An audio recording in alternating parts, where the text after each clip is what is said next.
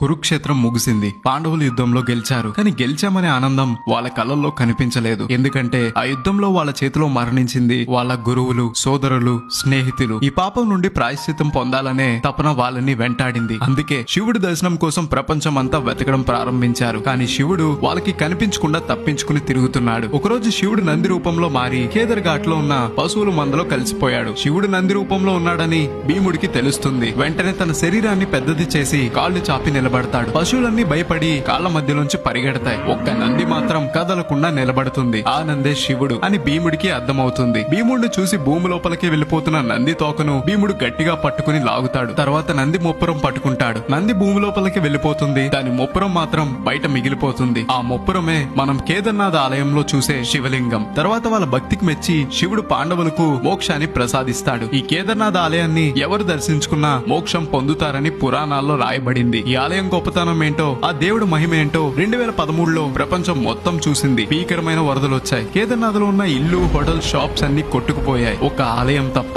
ఇది ఎలా సాధ్యమైందంటే వరదలు వచ్చే ముందే ఒక పెద్ద రాయి విరిగి కొండపై నుండి దొర్లుకుంటూ వచ్చి సరిగ్గా గుడికి కొన్ని అడుగుల దూరంలో ఆగింది. తర్వాత వేగంగా వస్తున్న వరద నీరును ఆ రాయి దారి మళ్లించింది. భీముడే ఈ రాయి రూపంలో వచ్చి ఈ క్షేత్రాన్ని వరదల నుండి కాపాడారని నమ్ముతారు. ఈ రాయిని భీమశిల అని పిలుస్తారు. కేదార్నాథ్ టూర్ మీ ఫ్రెండ్స్ తో ప్లాన్ చేసుంటే వాళ్ళకి రీల్ షేర్ చేయండి. కేదార్నాథ్ గొప్పతనం ఏంటో తెలియజేయండి. ఇలాంటి మరిన్ని వీడియోస్ కోసం కోదా స్టేషన్ ని ఫాలో అవ్వాలి మరి.